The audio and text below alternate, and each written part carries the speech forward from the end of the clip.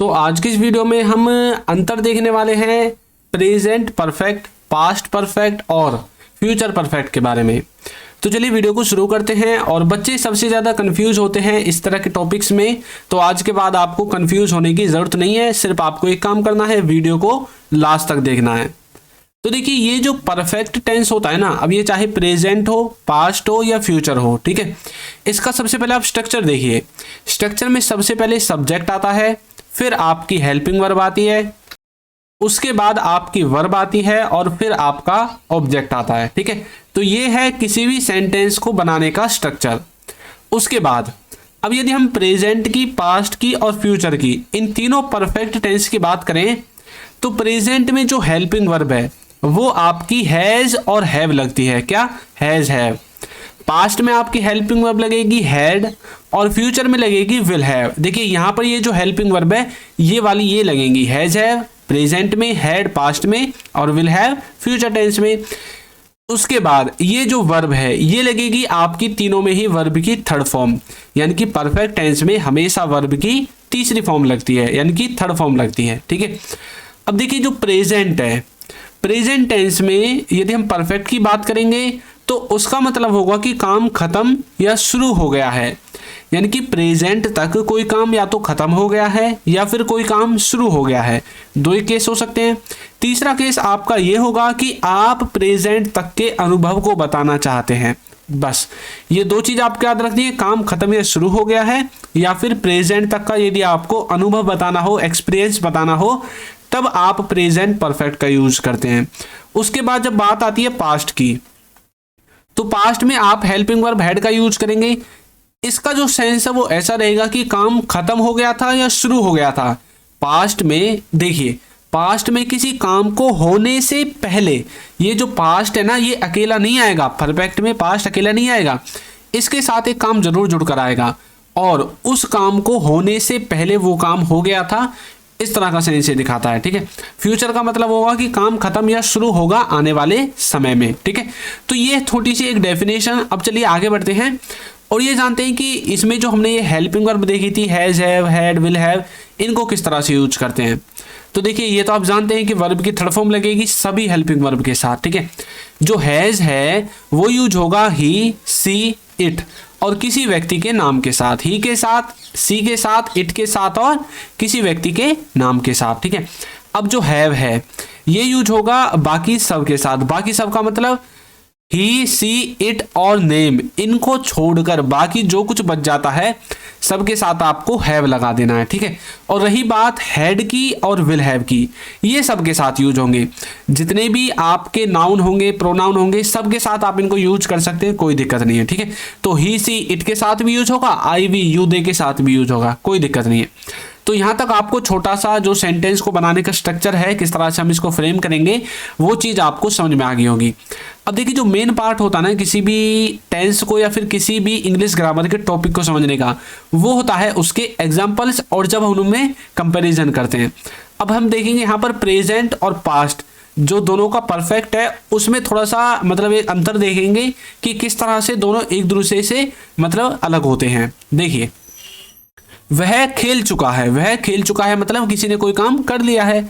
तो मैंने बताया था आपको कि प्रेजेंट में जब परफेक्ट बनेगा तो हैज, हैव का यूज होगा और हैज का इस्तेमाल मैंने आपको पीछे बता दिया था। हैज का इस्तेमाल होगा ही, सी, इट और किसी व्यक्ति के नाम के साथ।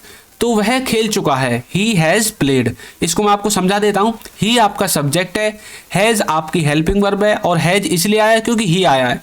यदि ही के स्थान पर यहाँ पर आई होता, यू होता, तब आप हैव का इस्तेमाल करते। और प्ले की थर्ड फॉर्म है प्लेड। तो आप जानते हैं कि परफेक्ट टेंस में हमेशा वर्ब की थर्ड फॉर्म यूज होती है। वह खेल चुका है, ही हैज प्लेड। अब देखिए इधर की तरफ, वह खेल चुका था, ही हैड प्लेड। बताइए इन दोनों में कोई अंतर है? जी हाँ है। क्या है? सिर्फ हेल्पिंग वर्ब का। इसमें हैज है, इसमें हैड है, बाकी देखिए सब कुछ सेम है, हिंदी में भी और इंग्लिश में भी। लेकिन जब इसको हम पास्ट में ट्रांसलेट करेंगे तो देखिए यहाँ पर था है ना, जो था है वो आएगा, ठीक है, हिंदी में, और इंग्लिश में आएगा हैड। अब देखिए वह खेल चुका था मतलब किसी काम को होने से पहले उसका जो खेलने का काम था ना वो खत्म हो चुका था। आप कुछ ऐसा सेंस दिखाना चाहते हैं। ये जो पास्ट का परफेक्ट है ना ये कभी भी अकेला नहीं आएगा। इसके मैं आपको आगे एग्जांपल्स दूंगा। वह स्कूल जा चुका है, वह स्कूल जा चुका है। तो बोलेंगे he has gone to school, he has gone to school.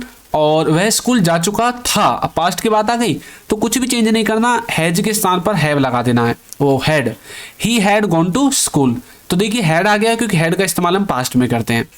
हम इंग्लिश बोल चुके हैं और हम इंग्लिश बोल चुके थे, तो वी हैव स्पोकन इंग्लिश और वी हैड स्पोकन इंग्लिश, यानी कि हम इंग्लिश बोल चुके थे। ठीक है, नेक्स्ट देखिए, वह बाजार गया है, he has gone to market, he has gone to market, वह बाजार गया है। और वह बाजार जा चुका था, तो मतलब किसी काम को होने से पहले कोई काम हो चुका था, इस तरह का भाव है। तो बोलेंगे he had gone to market, he had gone to market, वह बाजार जा चुका था। आपको थोड़ा सा समझ में आया? तो चलिए आगे देखते हैं। अब एक बार हम थोड़ा फ्यूचर की तरफ नजर डालते हैं। फ्यूचर का जो स्ट्रक्चर है वो इस तरह से रहेगा जैसे हमने पीछे देखा था कि सिर्फ आपको ये जो हैज हैव हैड हमने पीछे पढ़ा था उसके स्थान पर विल हैव लगा देना है, और वर्ब की थर्ड फॉर्म तो आपको पता ही आती है, जैसे कि मैं घर पहुंच चुका होऊंगा, यानी कि अब आप बात कर रहे हैं आने वाले समय के बारे में कि भाई किसी ने पूछा कि भाई उस टाइम तक तुम क्या कर रहे होंगे, तो मैंने बोल दिया भाई उस टाइम तक तो मैं घर पहुंच चुका हूँगा, यानी कि आप आने वाले समय के बारे में बता रहे हैं कि आप किसी काम को खत्म कर चुके होंगे या शुरू कर चुके होंगे। आई विल हैव रीच्ड होम, मैं घर पहुंच चुका होऊंगा। गाय ने घास खाली होगी, the cow will have eaten grass, the cow will have eaten grass. हम लंदन से निकल चुके होंगे, we have left London, we have left London, हम लंदन से निकल चुके होंगे।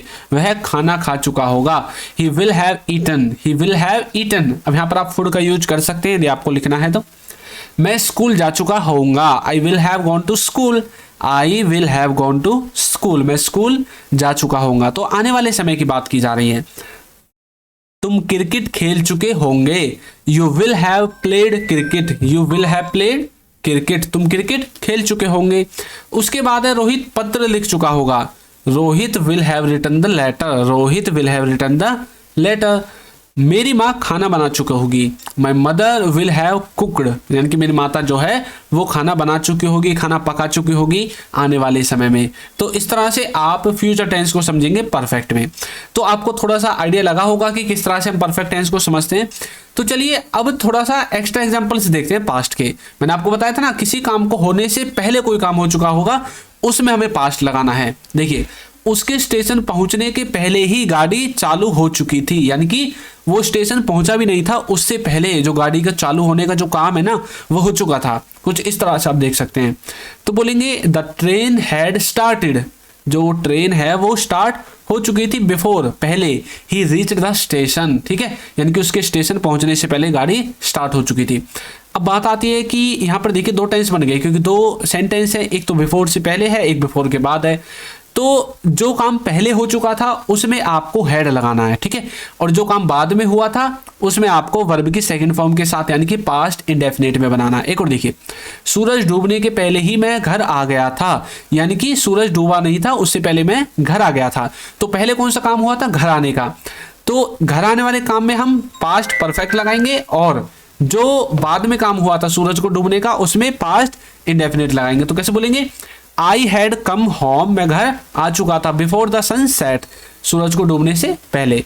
जब मैं वहां पहुंचा तो कार्यक्रम शुरू हो चुका था। तो मतलब मेरे पहुंचने से पहले ही कार्यक्रम क्या हो गया था? शुरू हो गया था। तो बोलेंगे व्हेन आई रीच्ड देयर, जब मैं वहां पहुंचा, the function had started, function जो है स्टार्ट हो चुका था। इस तरह से सूर्य डूबने के बाद मैं वहां पहुंचा। अब देखिए अभी तो हमने देखा था सूर्य डूबने से पहले पहुंचे थे, लेकिन अब बात आ गई सूर्य डूबने के बाद, यानी कि पहले सूर्य डूबा उसके बाद आप घर पहुंचे। तो बोलोगे I reached there after the sun had set, I reached there after the sun had set, सूर्य डूबने के बाद मैं वहां पहुंचा। हाथ धोने के बाद उसने खाना खाया, he had washed his hand before ate, खाना खाने के बाद उसने, या फिर खाना खाने से पहले, जो भी आपको बोलना है। बिफोर का मतलब होता है पहले और आफ्टर का मतलब होता है बाद में। तो आप इसमें देख सकते हैं जिस हिसाब से आपको लगाना है। मैं कई बार इससे पहले ही दिल्ली जा चुका था, I had gone to Delhi many times before this, ठीक है। तो किस तरह कुछ इस तरह के सेंटेंसेस भी आपको मिल सकते हैं। इससे पहले मैंने लाल किला नहीं देखा, I had not seen the red fort before, I had not seen the red fort before, इससे पहले मैंने लाल किला नहीं देखा। तो ये कुछ पास्ट के जो है एक्स्ट्रा एग्जांपल्स थे। तो चलिए अब प्रेजेंट के कुछ एक्स्ट्रा एग्जांपल्स देखते हैं और अब मैं आपको इसके जो और टाइप्स हैं उनको भी बताऊंगा। मैंने उसे देखा है, आई हैव सीन हिम, यानी कि आप प्रेजेंट तक का एक्सपीरियंस बता रहे हैं। मैंने बताया था ना आपको प्रेजेंट तक का एक्सपीरियंस बताना है, तब भी आप इसको बोलोगे।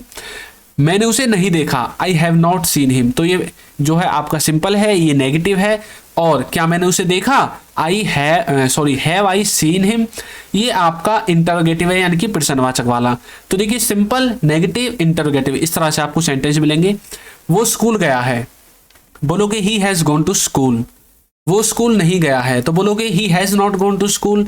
और क्या वो स्कूल गया है, has he gone to school, इस तरह से आप बनाओगे। और देखिए पापा ने उसे बुलाया है, पापा हैज कॉल्ड हिम, पापा ने उसे नहीं बुलाया है, पापा हैज नॉट कॉल्ड हिम।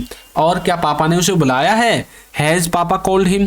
तो इसी तरह से अब देखिए यदि आपको इन्हीं सेंटेंसेस को पास्ट में लेकर जाना है तो हैज हैव को हटा करके आपको हैड लगा देना है, बाकी सब कुछ सेम रहेगा, ठीक है। यदि फ्यूचर में लेकर जाना है तो यहाँ पर जो हैज हैव है उसको हटा करके विल हैव लगा देना है, जैसा कि हमने जो मतलब आपको कुछ नहीं करना, सिर्फ हेल्पिंग वर्ब भी तो चेंज करनी है।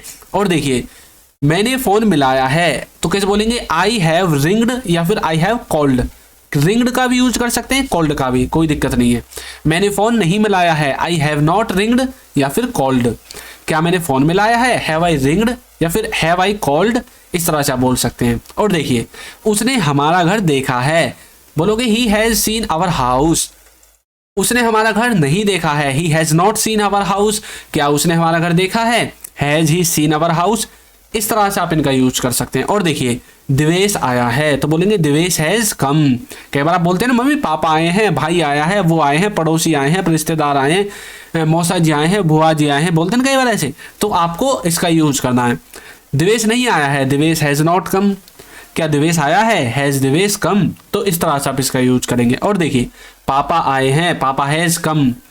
पापा नहीं आए हैं, पापा हैज नॉट कम। और क्या पापा आए हैं, हैज पापा कम। तो इसी तरह से आपको कुछ भी नहीं करना, सिर्फ जो है इनकी हेल्पिंग वर्ब चेंज करनी है और आपका काम बन जाएगा। अब देखिए यदि अभी तक आपने हमारे कोर्स को ज्वाइन नहीं किया है तो आप उसको ज्वाइन कर लीजिए। इसमें हमने बेसिक से एडवांस्ड लेवल तक इंग्लिश ग्रामर को समझाया है और इंग्लिश के क्लास नोट्स आपको मिलेंगे। आपको लाइव वॉइस और चैट दोनों तरह से प्रैक्टिस का ऑप्शन दिया जाएगा, बच्चों के साथ आप प्रैक्टिस कर सकते हैं। सभी वीडियो लेक्चर्स मिलेंगे, क्विज मिलेगी, कोर्स का सर्टिफिकेट भी आपको दिया जाएगा, ठीक है। और कुछ बच्चे बोल रहे थे कि सर हमें बुक्स चाहिए, ई बुक्स चाहिए, तो उनका लिंक भी आपको नीचे डिस्क्रिप्शन बॉक्स में मिल जाएगा, वहाँ से जाकर आप इन्हें भी चेक कर सकते हैं। अब देखिए मैंने आपकी प्रैक्टिस के लिए एक सेंटेंस यहाँ पर लिखा है, मैं टेंस सीख गया हूँ, मैं टेंस सीख गया हूँ। इसको आपको कमेंट करके बताना है। देखिए कुछ बच्चे इसको ट्रांसलेट कर सकते हैं यदि उसको इंग्लिश बनानी आती है, या फिर अगर आपको ये पहचानना आता है कि ये कौन से टेंस का है तो वो भी आप हमें कमेंट करके बता सकते हैं, ठीक है। तो दोस्तों वीडियो आपको कैसी लगी है जरूर बताइएगा, और यदि अभी तक आपने हमारे चैनल को सब्सक्राइब नहीं किया है तो चैनल को सब्सक्राइब कर दीजिए, वीडियो को लाइक कर दीजिए और एक अच्छा सा कमेंट करना तो बिल्कुल भूले ही ना। Thank you.